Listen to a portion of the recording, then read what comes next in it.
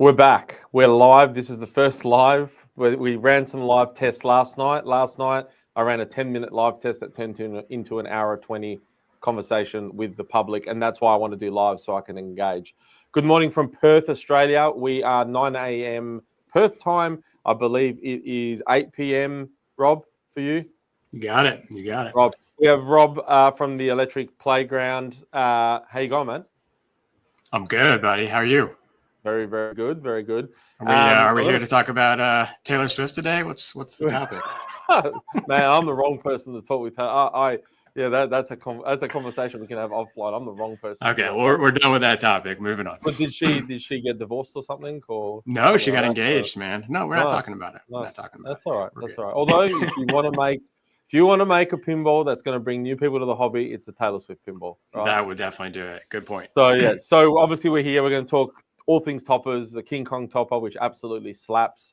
We're going to wait for some people to come in. This is the first live we've done. Gonzo doesn't normally do them because he's a hard man to pin down. So one of the things I want to start doing is doing more of these and probably live streaming some of my really terrible gameplay as well. Me and a mate had started a channel which was Pinball Underground, and we just like, well, what are we doing? We may as well just do it all under one umbrella. And that was us drinking whiskey and playing pinball and just talking gossip and smack and all that. So we'll do that here.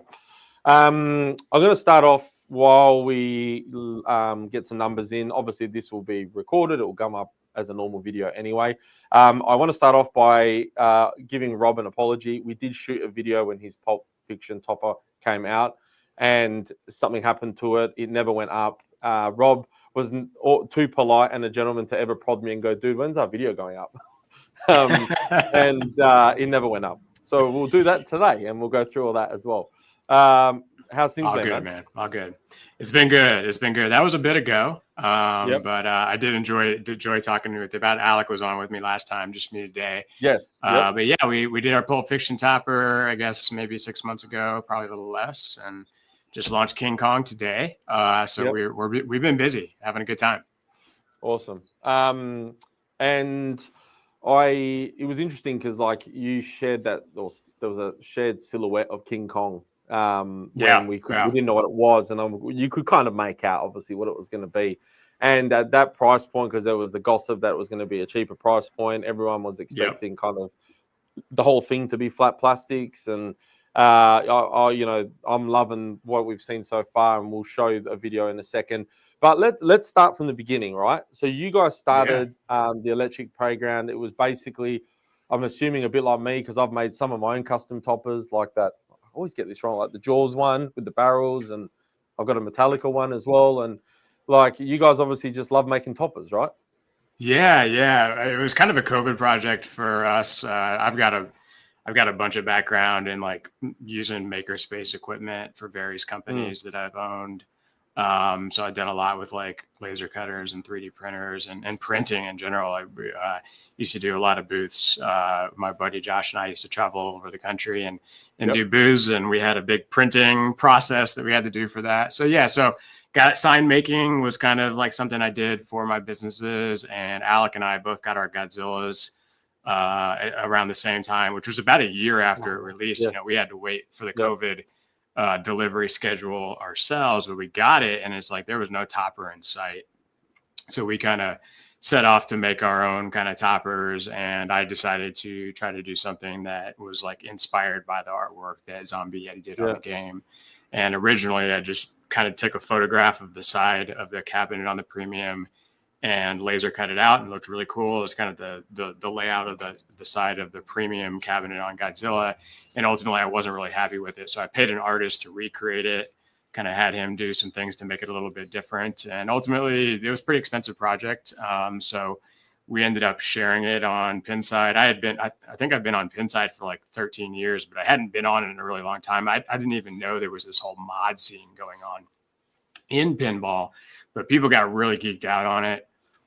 We ended up selling, a handful under the radar to help pay for the project. And then we kind of decided, and this was back in 2022, getting into early 2023, we decided we wanted to show up at TPF, first time company, first time booth, the Electric Playground. It was inspired by Alex's childhood arcade, which was called the Electric Playground. So it was just kind of this cool thing. And he was like, dude, we got to make the most crazy Twilight Zone topper ever. Like, we got to pack this thing just like the game is packed. Like, it's the most packed game ever. The shit you're doing is crazy. I know you can do something awesome. So he was just like throwing ideas at me. And ultimately, we decided to put a ball in the topper. Like, we put a physical ball. It's about half the size of a normal ball, and it goes around a habit trail, and it's tied to interactions in the game. And people still to this day think the ball comes out of the machine and goes up to the top and goes up to the topper, which it doesn't, but it's a pretty cool experience. And that was the beginning of the story for us, was TPF 23. Yeah, it's really, I mean, when I saw your Godzilla top, I mean, I was extremely impressed with it. The Twilight, yeah, the toppers you've done are just, you know, when you're talking about elevating a game, because, you know, yes, we don't, like, when we're playing, we don't really can look up. It's like my avatar topper on like Jersey Jack's game. I just never look at it, right? And unless you're 6 foot tall, you can't really see the stuff on it anyway. But it's more for the, you know, the finishing off the game, the ambience, and just tying it all in. And your toppers tie it all in. Like your Big Lebowski topper is massive. Like it is, you know, it's such an awesome topper. Yeah. Yeah. And the Pulp Fiction one is awesome, and we'll touch on that. So you guys now, and your team's grown, right? Because it was just you two, and now you got my buddy Nick working for you guys as well. Yeah, we've got Nick working for us. We've got 5 other guys now. Wow. Everyone's anywhere between 20 and 40 hours a week. So it's like part-time for some people, full-time for other people, but we've got a large team working with us on an active basis, where everyone's kind of working different shifts. I mean, we kind of take a little bit of a like on the line approach. You know, we talk about it that way because it's like, you know, we got to get Twilight Zone back on the line. We haven't been building it for 9 months now, and we got to get it back up there. So it's a pretty ebb and flow thing. But yeah, I mean, we really, I mean, to get back to your kind of thought about a topper, you know, it doesn't interact with the game, but there's a lot of different reasons people own pinball games. And of course, a big batch of them are collectors, and they've brought this really fantastic storytelling device into their life. They're probably a fan of the thing or a fan of that story, and they just want to make these things the best they can be. So when we make a topper, we try to, you know, really bring more to the game, make it, you know, a better version of itself, so that when someone pays, you know, ultimately really good money for a very complex cuckoo clock, effectively, that, you know, we're giving them something that really makes the experience better. So we try to build in experiences into our toppers. Even if it doesn't interact with the gameplay experience, it does provide an experience. And is there an option for people that, let's say they really like, and I'm pretty sure I've heard this, but if someone really likes the Big Lebowski topper, that they could have bought it as a wall piece? Yeah, so we did limit that one to 100 units only. Yep. The Big Lebowski, for those who don't know, is a pretty obscure title in the grand scheme of pinball collecting. There wasn't, you know, that many made compared to a lot of games. So we kind of set this number that we thought it was about, you know, 10% of the potential owner base, which we thought would be an amazing to hit that number. And we ended up selling all 100 in, I think, about 72 hours. Like, it was just like, there was just run on this topper. But we always had offered a wall art version, which was a couple $100 cheaper. And ultimately, someone has since built a conversion kit to be able to convert that to a topper. It still has the same size as the main topper. It's just not interactive with the game. All right, cool. So just quickly, I just acknowledge my buddy Down South Pinball's in the chat. How you going, man? If you are listening, please ask questions in the chat, and we'll drip those through. One of the questions I did have about the King Kong topper, and you've obviously got you got a video you want to share. Do you want to show that? Yeah, I can put it up again. This released today. It's for Stern's King Kong. Jury's out on if it's a great game yet, but they're working on it, certainly. So this topper was, you know, just to be real frank, was designed to focus on offering the ability to bring, you know, some of the story elements of King Kong into the experience. So there's a lot of critique on how much they embrace like the Empire State Building. There's also a critique of, you know, how much, you know, Kong video is in there. So you've got a 10-inch display that displays really cool, nostalgic, animated posters from 6 classic movies. You can kind of see those there, so they animate. But you can replace the video file on this with any video you want. So we've already got someone who spun up a Pinside thread today that's got like an hour and a half of 6 different movies. So it's kind of tied into those displays. And there's so much cool stuff from, you know, those movies that I didn't even know existed because I haven't seen like the 1976 King Kong. There's a lot of really cheesy, you know, stuff in there that's really cool to see. And this topper, you know, brings that to life. Now, we don't have movement in this topper like a lot of ours, but this is a very easy to install topper. It's also a great price. Like we wanted to, for the first time in our company history, make something that's like truly accessible price, which has been really hard to do whenever you're, you know, packing a lot into these things. But what's really cool about this screen is it's like for us to build it, it's an all-in-one device. So it has a computer and a processor and a video card and the screen all built into it. So we're not having to build a computer from scratch, which in a lot of cases with our toppers, we're building a computer from scratch. This is something where literally you don't even have to turn that screen off. You can pop that SD card out, put a video file on it, pop it back in, and it'll play the video. So that's a pretty cool thing because it just, the whole topper just is really easy to work with.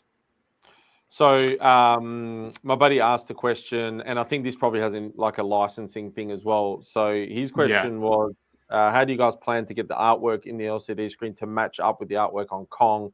Seems like the movie clips will be inconsistent with the machine artwork. So this is a really good point, right? Because obviously your movie posters and like there's a guy who's already put Sterling who's already put like the movie clips, and you can show that if you like that. None of those movie posters and the movie from the 30s matches the Stern game. But obviously you can't use. Well, there's a couple things on that. I mean, so like for the King Kong, like we designed that to look similar to the artwork in the game. So we wanted that to be consistent there. And then for these posters, they're actually inspired by the original movie posters. So if you go out and search the original movie posters, this is what they looked like. Now we made them kind of comic booky style, and this whole scene for this topper is like downtown 1933 New York City with the billboard and the train. But if I flip over to this video from Sterling, so Sterling is a competitive player. He's actually top 25 in the world. I think he's number 23 right now, just 14 years old. And he's going to be taking this topper all over with him to different competitions. And one of the reasons that he's going to do that is because it's so easy to install. But I guess the point I'm getting at is like here at the end, he's got some of this movie code on there. So this is, I think, from the 1933 King Kong. He's just put that on the SD card, right? And just that's correct. Yeah. So you basically you can put any video you want on there. So there's a video on Pinside right now where you can basically download it, and it's got like all the different movie clips from the 6 movies and the thing that a guy named Jason posted. So you know, from a licensing perspective, obviously, just like Stern, you know, there you can put a movie code on the game, just like people are doing. So we're just offering a similar platform as that. Yeah. And I actually really like the whole billboard thing because it looks like it's advertising those movies in that world. You know, and it kind of it has that element of like nostalgia because we can kind of relate to that part of Kong, and I think that's the element of Kong that a lot of people maybe are struggling with without getting into the politics of Kong. But that original IP theme, you know, because it's based on their book, but it's in their version. It's not connecting with some people, and I think your topper, just when I saw it, and even like the silhouette, you've got a little lamp there that creates a silhouette of Kong on the wall, a bit like this. So that's tied to the spinner. So there's like an outline here, but basically, whenever you hit the spinner, you got that shadow effect that goes across the wall, which is really cool. That's the one interactive integration. There is some nice kind of lighting. You'll see here, there's a little actually billboard on the screen, and you can get your LE number on that. So there's an LE version of the topper. So there's just a couple really nice things. But the key thing that I think people are going to really enjoy, and it's going to be really easy to do, is they're going to be able to get, great King Kong clips or lots of jokes about how quickly porn's going to be on there, but we'll see what people come up with for sure. Well, yeah, bestiality, whatever you're into. Yeah, cool. So, look, I don't think toppers necessarily have to be that complex. Like, my James Bond one is just James Bond. It's quite basic. And I think Great topper. Yeah, like it's basic, but it works, right? Made is just a perspex with glitter on it, and it works. That Judge Dredd one is just a golden eagle, and it works. Yes, there are elements. And I think at that price point, it's kind of cool because there's always been this little negative thing about toppers being expensive. And then there's Gary Stern's message in King Kong when you start the game where it goes, buy a topper. Because I think he's having a go at everyone whinging about topper prices.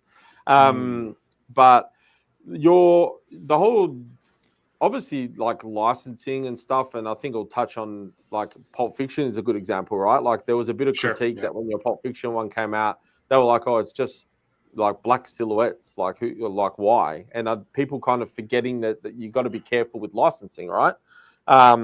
And you guys chose to go that path for a reason, and then obviously now you've added an artist who's doing I don't know, how would you call it, like a pretty realistic sketch of John Travolta and Samuel Jackson. Do you want to just touch on that and how licensing works? Yeah. I mean, we're always like straddling the line of licensing. I mean, frankly, like even the companies that are doing licensing are straddling that line. Like, without getting into detail and not speaking factually, like some toppers from some Stern are licensed and some aren't.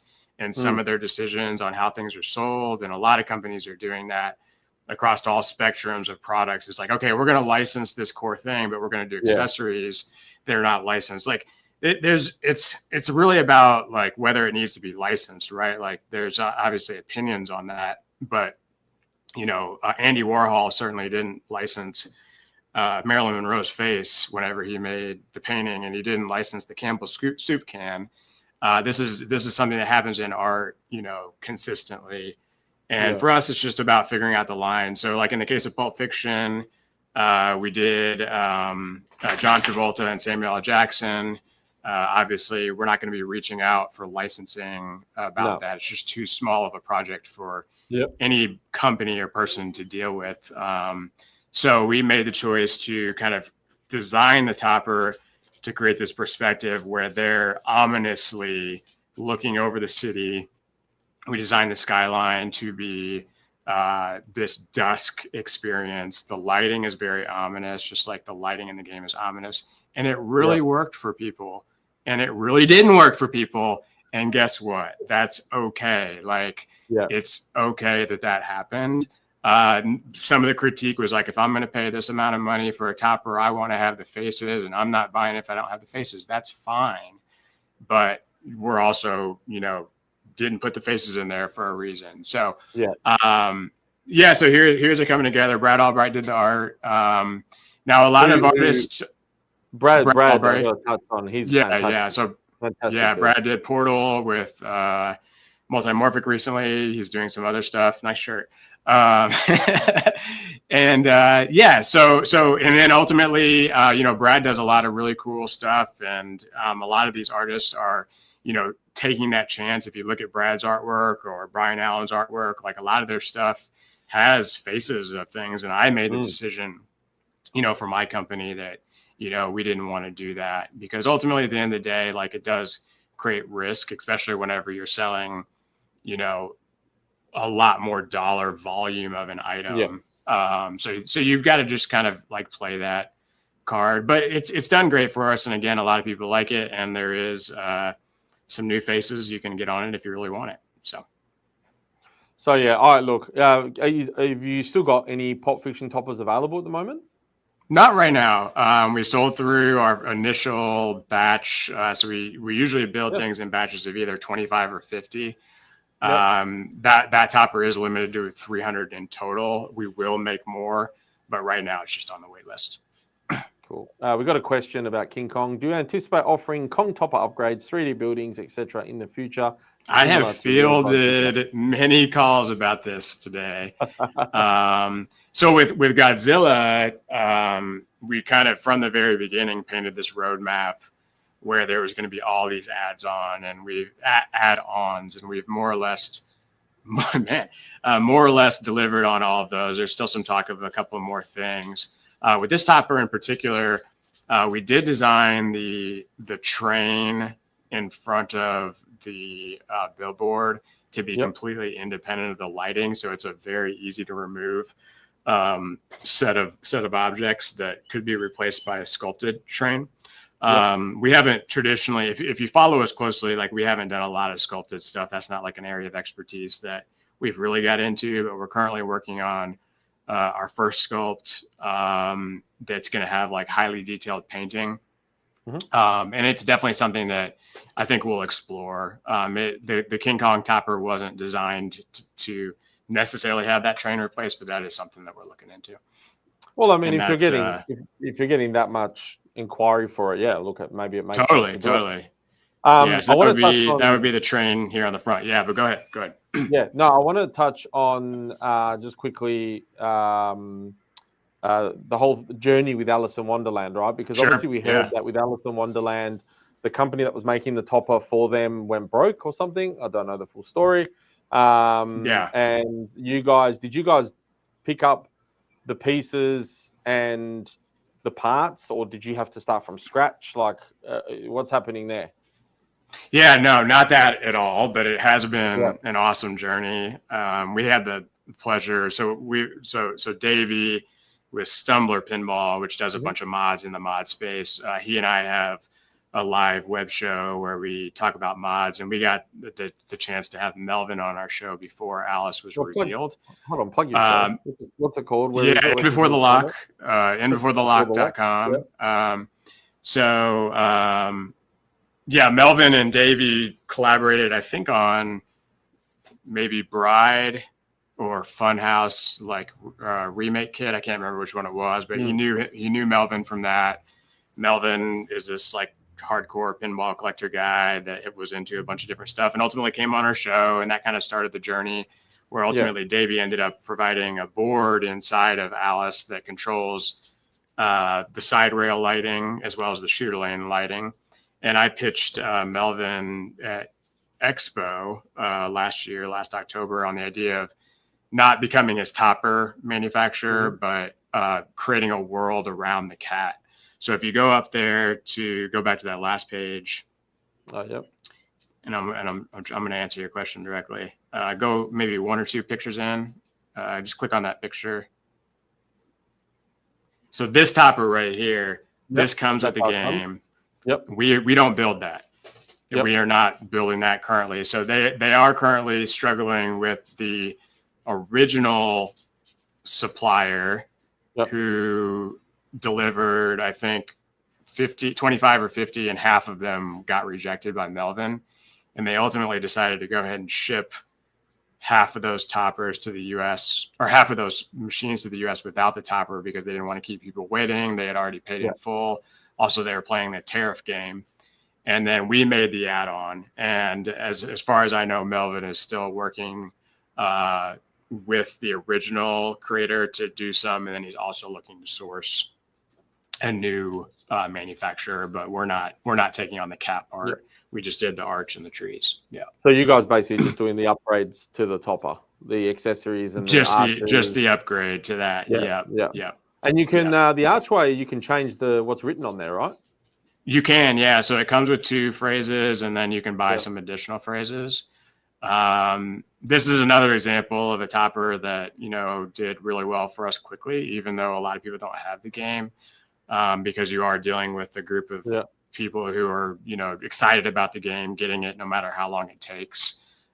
We definitely saw a lot of positivity around it for sure. Well, I just read that it's already sold out. Our first 3 batches are sold out. We're on to like 2026 list, I think, at this point. Awesome. And so just rattle off the toppers you've made. So you've done Godzilla, Twilight Zone, Big Lebowski, Attack from Mars, Pulp Fiction, Yeah. Captain Fantastic. Yep. Yep. Which is EM. And we've done 8. I always struggle to remember them all. I think we hit most of them. Yeah. Yeah. Yeah, cool. And I mean, obviously, I'm sure you're working on others. Have you working on a? Well, you're not going to tell me. I don't even know why I'm asking. There's a very controversial topic, which is that the Harry Potter topper people don't like on the CE. Look, I think for a company that obviously does have a bomb on a game and has a budget and, you know, is a bit limited. So I'm going to play the devil's advocate there. Like, I think it's acceptable. It's much better than what some other manufacturers give you. Is it great? No. Is it a little bit scale-wise a bit odd? Maybe. But it's much better in person from what I'm told. But I'm assuming that there's pressure for you guys to make a Harry Potter topper. Yeah, there has. We've talked about it. I'm actually going to I'm pulling out a video. I might be able to talk about it more specifically. We're not officially working on anything yet. Yeah. I have been given the topper from somebody. I had a lot of people like being like, "Can I send you my topper? Can I send you my topper? Can you fix it for me?" My issue after seeing it in person was that technically it's really impressive. It has 3 motors in it. It's got the projector. It's got a lot going on with it. But it feels like it's just kind of lifeless. And I think a big part of that is that they built this box around it. So it's like almost like if you're going to build a diorama and put everything inside the diorama, that's like cool if you're like getting up real close on it with your face. But if it's like up on a topper and on a really colorful machine, I mean, oh my God, an insanely colorful machine. It's kind of like this dark, thing. Well, there's an iconic photo of the castle from Harry Potter where they're in the boats rowing at nighttime, and I think that's what they were trying to capture, because that photo of the castle is really iconic, and I was trying to pull it up. And I think that's what they were trying to do, but the color doesn't look right. And you're right, it kind of felt a little bit lifeless in that sense. So I'll show you just a little bit of like the research that I've done to this point. Yeah. Because it's fun. So this is a video I did. So like there we've got, this is the topper, right? Yep. Oops, sorry. Can you see that? Yes. Yep. I'll just make you bigger. Yep. Okay. And I basically like started taking it apart. So I ultimately like removed the walls. This is me kind of talking about some ideas. So I won't agree with all that piece of it, but ultimately, get to the end here. Like, how can we upgrade it or change it without making a whole new one either? I think you're right though. I think the boxing in doesn't help, and I think it just looks, the roof there on the left looks a bit out of proportion. But the color maybe. But again, I was just going to show you this, because this here, right? If you just hit my video real quick, like this is this is what you can do to your topper today. Yeah. And make it look just infinitely better, because you just get the skyline. I put it on Medieval Madness because I don't have the game, but you just get the skyline there, which is really nice. And all you're losing is just these walls. That all the lighting is still there. I didn't remove any lighting. It wasn't hard to do. And now it's just a matter of like, if we work on something, it's like we're going to play the licensing game a little bit here again on this one if we get underway on it. But how do you make that castle look a lot better? Yeah. I think what they were trying to achieve, and what I was going to show you, was this here, which is this iconic scene on this. Don't know if you can still see it. No. Why is it sharing the wrong image? Let's do that instead.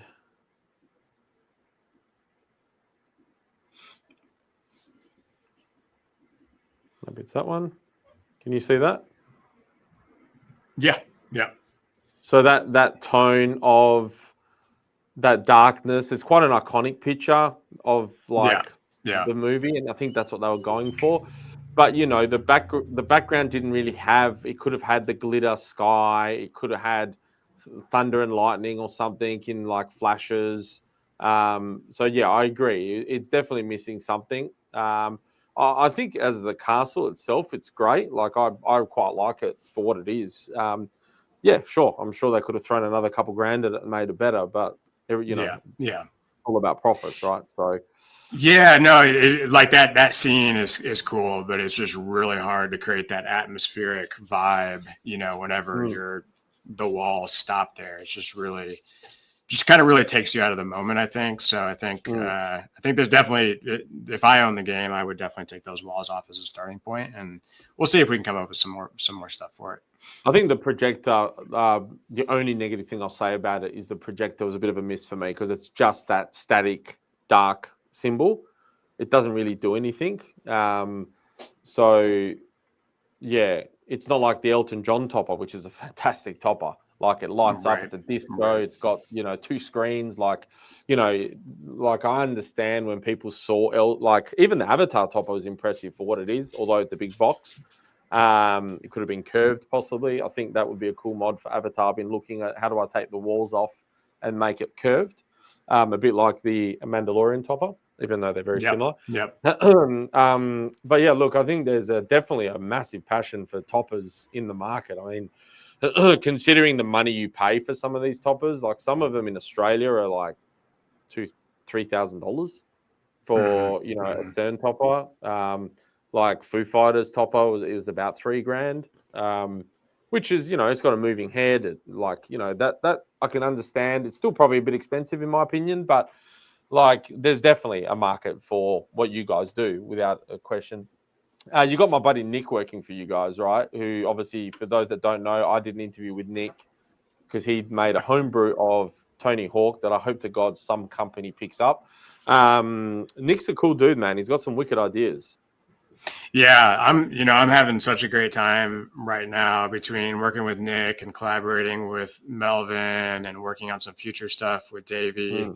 It's just really, I kind of dove into this. I'm 45 almost, done a number of things, worked for a number of different businesses and learned a number of skills. And I really love, what pinball is.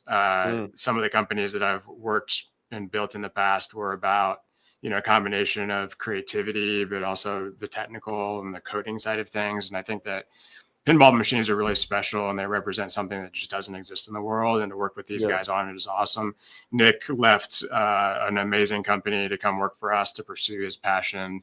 So every day we're literally coming in at 8:00 and talking about what we're working on that day. And it's fast paced, but we're working on new ideas and current production at the same time. I mean, the idea he threw out today to me is so amazingly nostalgic and so awesome that I just cannot wait to like bring it to life. But it might be a year before it comes to life because you've got this kind of constantly evolving. But Nick is great because he is, someone that I can bounce ideas off of, and he can bring them to life in a way that I can't. But even like Davey's just an amazing, talented individual. For some of his mods that you're just thinking it's a guy who's just passionate about mods, and some of the stuff he's made with like, the Tokyo sign for something so simple like it's such a simple mod. Some of these guys, I mean, these are like do everything guys like Nick and Davey and Kyle Smet, who did Friday the 13th. Like they're doing everything from beginning to end. Like, I mean, maybe they're not drawing the artwork, but they're working with artists to bring that to life. So there's a lot of pretty awesome talents that are happening across these projects. And like the cooler stuff you're seeing are just people that I think have the luxury of being able to do a lot of it themselves because they can just kind of iterate on these ideas really quickly. But now we're starting to kind of work together on things. We're doing a topper for Kyle's next game that's going to be at Expo. It's just a one-off thing, just for fun. But it's cool to be collaborating, on stuff in that way. You mentioned the word nostalgia. So I'm a big ambassador on this channel and I mention it all the time. I mentioned it last night in my live stream. I think the key to successful pinball sales is leveraging nostalgia. and nostalgic themes. Like you could make a Total Recall and you'd sell out. You could make a Rocky, you'd sell out. You could make a Fifth Element, you'd sell out. All that type of stuff, right? And because nostalgia has this powerful way of the moment you see something that's nostalgic or touch a toy that you used to have as a kid, you get transported instantly back in time for that millisecond of that memory, right? And that, nostalgic element of creating something that like is going to touch people emotionally, but also take their money, right? Like, shut up and take my money moment, right? I think it's cool where boutique companies are in a position to be able to leverage nostalgia more than probably the bigger companies, for obvious reasons. But I think you're right. I think anything nostalgic is going to be successful. And already, like even you mentioning that and the excitement in your voice, how cool it was, that thing that he showed you or had the idea he pitched. Yeah, and look, and I love the idea, like even your Godzilla topper, even though nothing about it is nostalgic as such, it looks like it is nostalgic. There's an element of the tone and the look of it that it looks familiar to me, even though I've never seen it personally myself, right? Or I never touched it as a kid or whatever. Your Big Lebowski topper has that impact because anyone that really knows the theme knows that logo and knows the bowling alley, and straight away goes, because I watched that movie in the late 90s, it's nostalgic, right? So you're doing nostalgic. I mean, even my shitty Jaws topper there is a garden gnome shark, right? It's a garden gnome shark I found at the plant store, which I drilled a hole in with an LED, and then I 3D printed these barrels. That I look at it and it's nostalgic because it's tied in really well. I think there are. And I love that you made it too. I mean, I think that's I know, a really right? cool part of it about it. Is like, there's so many, and nostalgia is a tough one. I mean, you can, all the things you just said, you could point at projects that are, both failing and succeeding at that at the same time. You could point at King Kong, you could point at Predator, all these things to where it's like, hey, like those things didn't click in this way for everybody. Well, that's execution, right? Like for me, totally. I mean, the value's still got to be there. The confidence has got to be there. So it's a tough space to earn the respect and the ability to execute on all those things on every single title. I mean, even like looking at, I don't know how well Dune is doing. I don't know how well Labyrinth did, but it's like, it's interesting to see how important it is, not only like how good a company's first game is, but how good is their second game, right? And like, where is that confidence building? I think that's a really hard thing to do in this space because you are threading the needle on nostalgia and licensing and brand, and not everybody likes everything. So it's gotta fit pretty tightly, I think. Well, I'm glad you said that because I mentioned that last night while I was testing the live stream, that themes like Evil Dead, nostalgic, Dune, nostalgic, Labyrinth, nostalgic. And those, even though people go, we didn't ask for those themes, right? You're like, yeah, you didn't need to, because Bug, in an interview I did with Bug from Spooky, he said probably half of the sales of Evil Dead were people that didn't even know what the film was. They just heard that it's great. Yeah, man. It's like, it's crazy how he was able to make that nostalgic for people who probably would have gone out of their way to not see that movie. Yeah. And now they're like wanting to know what is about this, because clearly these guys saw something and they got the right talent. Correct. And they put enough into it. And it's just like really, really impressive. Good for them on that one for sure. But even June, a lot of content creators were like, "Oh, nobody asked for a June." Well, that's not true, because like it's a niche hobby. There was only like 1,000 of them being made, and at least 500 are probably June fanatics, and the other 500 will be people that bought the game because it slaps, right? Like it's a great game. Kerry was there yesterday doing a tour of the factory, and you can see the same thing with David. It's a product that he's very, very passionate about and loves nostalgia. And where I was going with the nostalgia was touching on Alice. I wanted to get your opinion on the game, because obviously you guys got one to muck around with. There's an element of Alice. Everybody knows Alice, whatever. The game is a new game based off obviously an old design. But it feels right? And this is like, again, you guys have this thing of doing it with your stuff, even though it's new, it feels nostalgic. Alice in Wonderland, when you look at it and the clear ramps and everything, it feels like a 90s game. It looks like a 90s game, I should say. I admit I love this game. I mean, I have a lot of reasons to say that, but genuinely speaking, like as a pinball owner, like I haven't got excited about a game like this in a while. And I think one of the reasons is just because it impresses me, because it does have a lot of the classic Bally Williams things I love, including these large plastic ramps. But it's like this completely updated presentation that no game has ever had that has those qualities. Like even a CGC remake doesn't have these things. It doesn't have a video screen with really high-end visual graphics designed for the game. It doesn't have an audio package with music that's made in the modern age that's literally like Disney quality, in my opinion, integrated into that. It doesn't have the light show, and it doesn't have an opinion, or at least a lot of games don't have an opinion about something. Like Melvin deciding to make this thing like borderline risque or stick with that is giving the game an opinion amongst a lot of games that don't have an opinion. So that to me just makes me feel like really happy to own it, because they did execute too. You know, like it's the build quality is amazing. Just like Lebowski, can't really speak for it in on location, but as an owner, I've been happy with Lebowski, and I see all that in Alice as well. I don't think I asked you, when did you get into pinball? Like as a kid, or was it later in life? I bought a game my freshman year of college, or my senior year of college. I had Street Fighter 2 was the first game I ever owned. Nice. I had that in my senior dorm or whatever, which was a big deal. And love that. We used to play that thing till middle of the night, multiple nights. And then I owned Judge Dredd like 6 or 7 years later. Had the topper, didn't fit in my basement. And then my partner Alec, a good friend of mine, he told me he was playing in a pinball league because we worked together, and I was like, "What, dude? There's no pinball league. It's not a thing." And he's like, "Oh yeah, it's a thing." So I ended up doing that with him for 5 or 6 years until the point where we started having kids. And then I got back into the hobby 5 or 6 years ago. Bought a Medieval Madness remake. Turned it into a royal, so caught the mod bug by basically turning a standard into a royal, and kind of off to the races from there. Yeah. Nick's climbing in.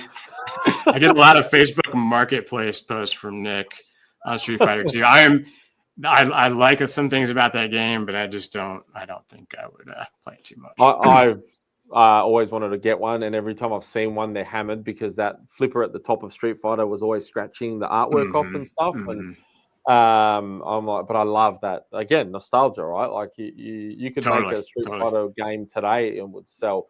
Even Street Fighter the movie, like as cheesy as that movie was, and as much of a flop everyone said it was, you watch that movie today with Van Damme. And I love that film. You could easily make a game out of it. You know, it's funny. So I kind of keep saying I have no interest in this game, but recently someone told me that the wizard mode on Street Fighter Gottlieb was ahead of its time, and all of a sudden I'm like, ooh, I want to know what that's all about, because I definitely never got to the wizard mode. I wasn't that good at pinball at the time, so now I'm mildly intrigued. I would just want a pristine one. So if anybody has a pristine one. You got a semi sucker sitting over here. Yeah. And also I want to point out, you guys are extremely helpful. Like I've heard many people in the community that have dealt with your company, any technical issues, any help if they don't understand, because a lot of guys aren't tinkerers and are too scared to even just plug anything into a board. You guys are extremely helpful. You know, your troubleshooting, customer support is fantastic. I have heaps of that.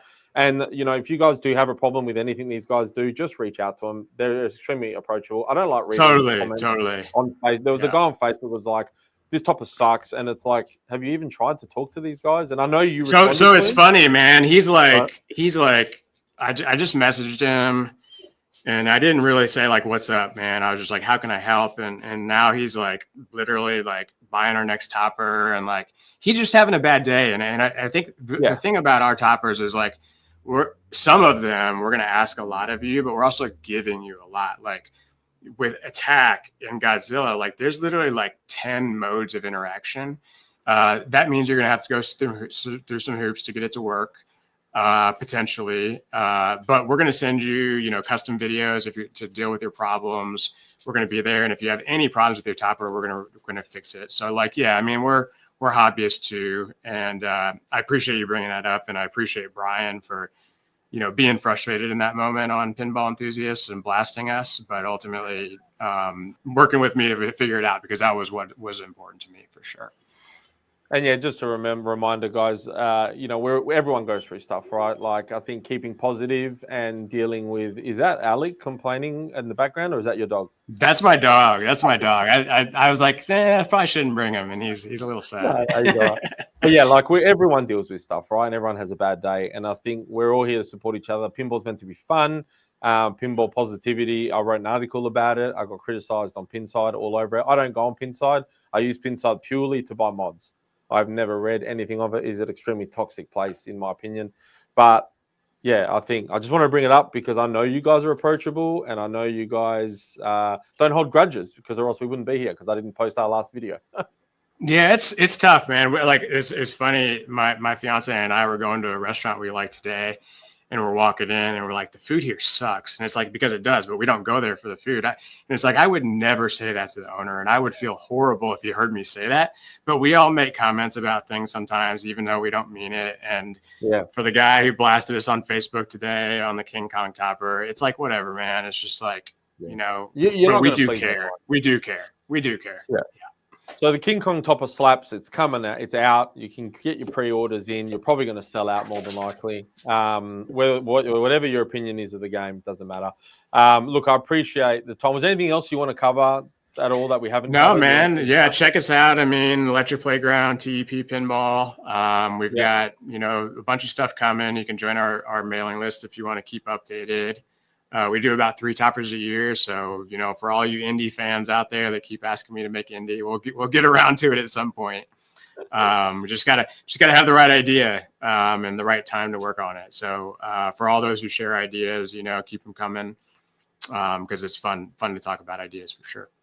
And just to recap as well, so with King Kong, with the top art, guys, obviously we've got some flat plastics. The artwork there is connecting to the game's art. They tried to match it. Even Kong's got his chains from the New York mode. One of the great things is the silhouette that the spotlight creates of King Kong on the back wall. So if you can, not everyone's house, like my Godzilla topper doesn't work because my ceiling's quite low there, but that's a cool feature. I love the fact that it has that nostalgic tie-in with the Empire State Building. I think you guys have killed it there. And at that price point, like, there's a spotlight. That's the image I was looking for. So that's connected to the left spinner. It syncs and it flashes and it looks very cinematic as well. And yeah, the screen, this movie poster screen that you can choose the 6 movie posters. It also comes with an SD card that you can remove and put your own pornography on if you want, apparently. No, we do not. We're not telling you to do that. But you can find, there's a guy on Pinside that's done the Kong movie clips. And you can just have that playing, and that looks like a movie board that's advertising the film. I didn't realize there was a little Empire State Building back there. Not Empire State, sorry, Liberty, Statue of Liberty back there. Yeah, that's cool. Yeah. Lots of Easter eggs. No, yeah, that's a great overview. Certainly, it's going to look great on your game. Be curious to see, what Stern comes up with. But I think at this price point, you're definitely looking at something that's really unique for your game. Yeah, for sure. So yeah, look, really cool. The screen's awesome. The screen's all in one. So yeah, it's really looking forward to getting our hands on one of these. The spotlight's really cool too. But yeah, awesome. Obviously, you know where to get one, and I'm sure we'll see some more toppers. If you've just joined, go back and watch the video. We spoke about some other stuff and where these guys started, where they are now, possibly looking at a Harry Potter castle, maybe, who knows. We did show a free how to pimp your castle straight away. Yes, and that's just removing the pimp your castle. Just remove the walls and you'll be good to go. You'll be good. And put it on your Medieval Madness. There you go. So, I'll blow that up. Actually, show that again. I'll blow it up. Oh, yeah. I was good at that. Yeah. So, yeah. And man, it completely changes the look of it. It's unbelievable. It really does. I think that I think that they actually have a pretty cool topper here. It's got 3 motors in it. It does some interesting stuff. It's just, it's lacking some life that I think it can potentially be fixed. Yeah. So look, guys, thank you very much. This was our first official live. We popped our cherry for the live streams. We're going to be doing more live streams. I'm going to be doing one with David Van Ness in a few days, just an update of where June's at. What we will do, though, is plug you guys. So Electric Playground, Facebook, Instagram.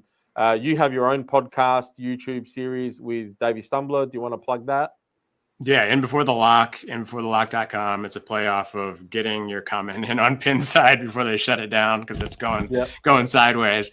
But yeah, we talk about mods primarily, and we talk shamelessly about what we're working on and sometimes get into the business side of it. So definitely check that out. Go to bed. Dude, I have been up for a while. What up, Kerry? Kerry probably needs to go to bed. He's been on the road driving and visiting everybody in Houston, Texas. I really appreciate it. And guys, if you have any comments, anything, write them in the bottom. I'm sure Rob will be following and can answer. And yeah, we'll. Are you wearing pants, Kerry? Or Kerry was busy too. Kerry was out trekking across Texas. Yeah. So Kerry did a really cool video of Turner Pinball's little facility. Probably one of the nicest guys in pinballs, Turner, and one of the most softly spoken people in pinball. He did a tour of David Van Ness's facility. And man, again, plug in those 2 companies because you can really tell that they love pinball. And Kerry's also then shown some stuff in his Patreon. So I'll plug Kerry's Patreon because I'm in there. It is a fantastic place and a community. He shares stuff that he doesn't share publicly. So screw you guys. Join Patreon. Have you guys got Patreon, Rob? No, we haven't. I'm on all those, but yeah, no Patreon for us. Yep. Are you going to be at Expo? Myself? Yeah. Okay. Let's touch on this, right? Since it's early morning for me, so the world needs to know. I have been invited multiple times last year, this year. I'd love to be there. There's a couple of reasons why I possibly won't be. One is work. Work has been very tough in the last 6 months over here. The economy is not the greatest. So I'm constantly evolving and adapting to what's going on. I run a hi-fi store. We predominantly sell luxury speakers and turntables and all that. So it's very tough. So trying to keep the staff motivated and changing with the times, number one. Number two, I have a fractured coccyx bone because I used to be 200 kilos. And then I think after losing a little bit, I lost padding on my ass and I fractured it. And sitting down, I'm currently sitting on an ass pillow, right? A ring pillow. And flying for 15 hours is probably not going to help. And also, I don't like flying, and especially flying over water for 15 hours. So I can laugh about that because you told me this story earlier. Dude, do not come to Expo, even if Rob Burke calls you personally, which I'm sure he will. Say no. There's a few things that may allow me to come, but Pinball at the Beach is one I definitely want to get to. So I'm going to say I'm 90% going to go to Pinball at the Beach next year, because that vibe, that atmosphere, is something that everyone's banged on about how popular it was. I loved it. Yeah. It'll be a lot more friendly on your ass too. I'm sure. Yeah. Well, it depends on how the night goes, but So just serving them up, baby. Just serving them up. Yeah, I know, right? And even like I've built a really good relationship with the channel, with Stern and George Gomez and the guys at Jersey Jack and Eric and like everyone's like come across, and man, I'd love to. It's the thing about living in Australia is very far away, but then living in Perth, which is the most isolated city in the world. We are on the west coast of Australia. It is 4,000 kilometers just to get to Melbourne, which is like 3 hours, 4 hours, it depends on the headwind in the plane. It's then you got to I've got to then jump. So you go basically Perth to Melbourne and then Melbourne to Chicago, whatever. One of my You're cousin good, doesn't man. like. We'll miss you My though. cousin We will doesn't miss like you. flying, and he goes Perth, Qatar, goes the opposite way, and then spends because the trip's a bit shorter, and then he has a break, and then he goes Qatar to take Houston because he's an engineer. But I've got a comment from Phil. The topper is the shit. It looks so great on my Kong. Thank you, Phil. Phil was an early tester. Picked it up and helped us through some installation stuff. So Phil, thank you, and glad you're loving it. Like I was reading it before I put up. I go, did he just say this top is shit? I was like, is the shit. So yeah. Rob, you can, if you got to go, man, you can go. I'll probably stay on and talk a little bit with the chat. But if man, no, thank you for making it happen. All good on the pulp stuff, man. Just happy to be here. Yeah, no, I was like, we got to do it live, man, because I can't trust this is going to. Yeah. So for those that don't know, we shot a video. If you've joined late, we shot a video for Pulp Fiction and it never went up. Something happened with it. Gonzo was hard to pin down as well about it, and I completely forgot. They never nudged me about it, and then it was like. Then when I realized, I was like, God, that is so embarrassing. So a huge apology to you guys. But we've done it live now. We know it's up. And yeah, the topper does slap Kerry. So, all right. Well, I will leave you, but I'll say, man, I'm digging Kong. I don't know. I'm sad to hear you're not digging it so much. But have you played the new code? Have you played the new code? Yes. Yeah, I have. Yeah, it is much better. Right, so it's getting there. It's getting there. I think the modes just need a little bit of touching up. And but I'm not a good player. So like I said, I brick those center posts a lot, and the left out lane just drains my balls. That's what she said. Yeah, the left out lane is challenging because it's like you feel like half the time it kicks back over and half the time it doesn't. But all right, man. Well, I'd love to do this again. Thank you for having me and everyone. Thanks for a great day. Make it a good time. I appreciate it. No problems, Rob. I'll stay on for 10 minutes, just engage with the chat a little bit since this is new for me. And yeah, awesome. Thanks, man. So yeah, team, there you go. That was great. Good fun. So this is our first live. Popped our live cherry. We're going to be doing more of these. I did a test run last night. That was a 10-minute test run that turned into an hour and 20 minutes because as soon as the community was involved, it slapped and it was so much fun. I want to start doing a segment which is called Pinball Underground, which is basically me playing really bad pinball and just drinking whiskey with a friend and just talking shit, talking gossip. And yeah, but just awesome stuff. Kerry, honestly, is one of the best call-outs in Evil Dead. So those that know, there's a call-out when you start. It says, have you ever danced with the devil in the pale moonlight, which is a nod to Batman, right? The original Batman 89, where Jack Nicholson says that to in the film. So awesome. But I know I have, and I should. But so yeah, Kong. So as Rob was just saying, I said last night, I'm struggling a little bit with Kong because I'm not a great player. I'm what they call a lazy player. I've got to really start nudging more and really start moving the game around more, which would probably keep my ball alive a lot more. I know, so that's probably on me. Not fair to blame the game. But yeah, it just like those two posts in the middle of the biplane ramp get in the way a lot. I feel like they get smashed heaps. Well, I know they do because the posts are hammered already. The left out lane's a killer, and the magnet always drains my ball. It literally, the spider magnet just flicks it either to the right out lane or down the middle.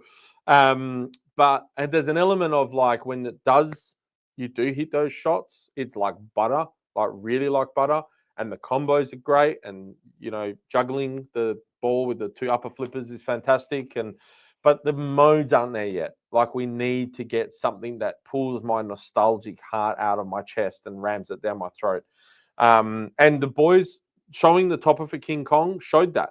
Like they've got elements there of nostalgia in those movie posters, and the fact that you can put the movie clips in already took Kong as an overall package to another level. So I think it really does need that. We'll just quickly touch on Stern's Star Wars. We saw the Fall of the Empire. Danger streamed with Borg today. The old Data Star Wars. I like what they did with that and how they presented that. That's cool. We saw a little Jabba the Hutt sculpt that's going to be in the new game. I'm excited. I'm excited. I just hope that it's not like an original story and they've done their own animations. That's all. But I really hope that it leverages those three iconic films really well, the first three films, and um, it heavily is based on Empire Strikes Back because I think that's one of the best movies ever made. Any questions before I go at all? We've got couple of people. I want to say hi, Shane. How you going, buddy? Thank you for always being in the chat, man. Awesome local Perth boy. Phil, thank you for joining as well. Kerry, man, I love your support. Thank you so much. But yeah, if you guys aren't on Patreon, jump on Patreon. A lot of the content creators, a lot of work to do this stuff, and a lot of the content creators have Patreon like where you can ultimately join, support them. The money goes to upgrading equipment and making content. And, you know, Kerry's got like a drone and like there's some unique conversations being had in those Patreon chats. Yes, it's behind paywall, but these guys work hard to do content. I know what it's like. It's a lot of work and takes you away from your family. So if we can support Don's Pinball Podcast, Kerry Hardy, there's Triple Drain, you know, there's a lot of Patreon guys as well. So jump on that. But if Kerry's still in the chat, we have Richie asking, Kerry, what's your thoughts on Star Wars? Yes or no? I'm excited to see System 3. Yeah. So, well, at least that's where my funds go. I can't speak for others. That's true. That's true. Don's funds are going into traveling and what do you call it? Going to Chuck E. Cheese and petrol stations, it seems. But so yeah, question was your thoughts on Star Wars. I think Star Wars as a license, you can milk it till the cows come home. You know, it's one of those themes that people will say they're sick of it, and they'll always buy it. You know, and Stone Out Stupid, they obviously know how well the first Star Wars did. They know this one's a banger. John Borg is extremely, what do you call it? Extremely passionate of Star Wars. So, yeah, it's Star Wars. That's it. It's Star Wars. You can't go wrong. The only way you fuck it up is if you basically reskin the theme and reskin the game and release it. So, but you know that's not fair. I mean, like Richie's Star Wars is a fun shooter. It is brutal. It's a fun shooter, and hopefully it's better than the last one. There you go. Took the words right out of my mouth, Kerry. So, but it just as a Star Wars as a pinball player, it was a good game, right? Yeah. So, one sec, Nick. Thank you, man. Thank you very much, and I can't wait to see this next homebrew, dude. I'm still waiting. I know what it is, but I want to see more. So, still waiting. But yeah, so as a if the game is like the last couple releases, I want Kerry to do a rage wearing like a Boba Fett helmet with no pants on and waving guns around.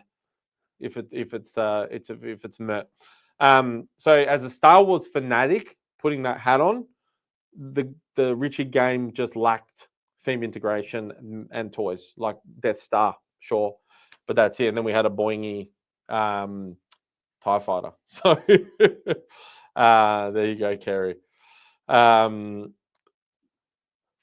What game is picking up Tony Hawk Pro Skater? Oh, yeah, I asked this question too. Tony Hawk Pro Skater slaps. It's a nostalgic theme, and I always bang on about nostalgia and how successful it is for pinball. You know, I don't know if I can say too much about that, but Nick said that he got approached by people. I mean, we all know that was always going to happen. But yeah. Tony Hawk game going to be an expo again. I'd be stupid if it wasn't an expo, right? Actually, Nick's made a lot of changes to it since the last expo, right, Nick? I feel like I should get like someone want to come on. I've got like another 45 minutes to kill. So if someone wants to join and I can send you the link, you can come in. So have a look. So that game, that's Wonelli. Big juicy melons. I'm making my own topper for that, right? So that is, right? There you go. Yeah, it will be there. Yep, fix some stuff. Awesome. It's such a good game, man. Like, I haven't played it, but you don't need to. You could just see those shots, the kind of innovations in that game. I really hope it gets made, Nick. And we know Tony Hawk loved it. He liked it and shared it. So Wonelli, I'm making my own topper. So I went to an adult sex store and I bought one of those like silicon inflatable type dolls that you can get that have like real boobs and a head. And basically, I'm going to put that on top of the game with a crop top, right? And they jiggle. So it suits the theme. Big juicy melons. I'm going to plug the Pinball Studio as well, although I'm in reverse, I think. I don't know what you guys are saying. Pinball Studio is a new podcast, so jump on that. Kerry, I need your logo so I can like print some stuff up and make a Kerry Hardy logo hoodie. All right. What else have we got in the chat? Let's have a look. I'm still digging X-Men. I don't care what anyone says. X-Men slaps. Layout is fantastic. The ball paths are fantastic. I love the theme. And you better believe it, Nick. You better believe it. They're gonna wiggle. And I don't know whether I'm going to be playing pinball or making it rain with money. So we'll see. I asked Bug if I could get the mold for the hand of the topper, if it would work. But yeah, asking for a friend. Yeah, I'm digging X-Men. And what they're doing with the code is awesome. And what they've done with the code on John Wick, I still struggle with John Wick not because it doesn't have guns carry, but because those 3 ramps are just brutal. That middle ramp, sorry, let me rephrase that. The middle ramp is brutal. The left ramp is okay. The right ramp is a bit of a bitch, but it just needed more in it. It needed more in it. I think the hotel should have been bigger. The car should have been smaller, so it was all into scale. I think it needed an upper playfield, I reckon, because there's quite a few iconic scenes where John Wick is constantly falling off buildings and hitting the ground. So they could have been the dance club, could have been the upper playfield, and then when your ball drains out is when he falls from the top balcony of the upper playfield to the ground floor of the disco. Right? Look at me go, creating a fucking game while we're talking. Maybe we can send you the art for the More Guns Than Wigs shirt. Yeah, well, I've got the T-shirt through your Patreon. I scored that. Or bought that, I should say. But yeah, send me the logo, whatever. Well, a lot of people don't know what happened. I've worn that shirt. Everyone's like, what's with the shirt? The art looks cool. And I had to tell them that you were waving guns around and got angry. And it became kind of, pop classic. So let's have a look. No, this is a facility where me and a friend, we share the space. Me and 2 friends share the space.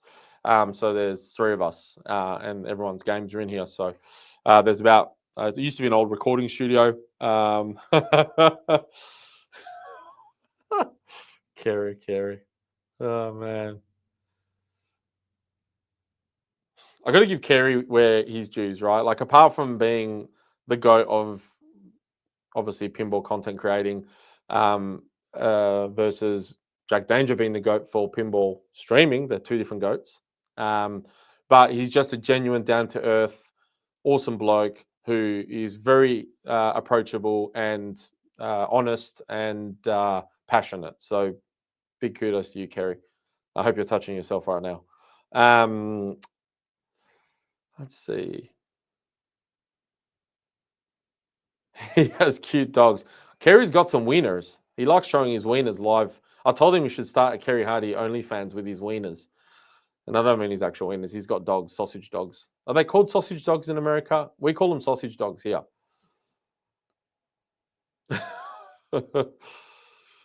Oh, God. I got a friend trying to call me while I'm on a live. Let me just tell him.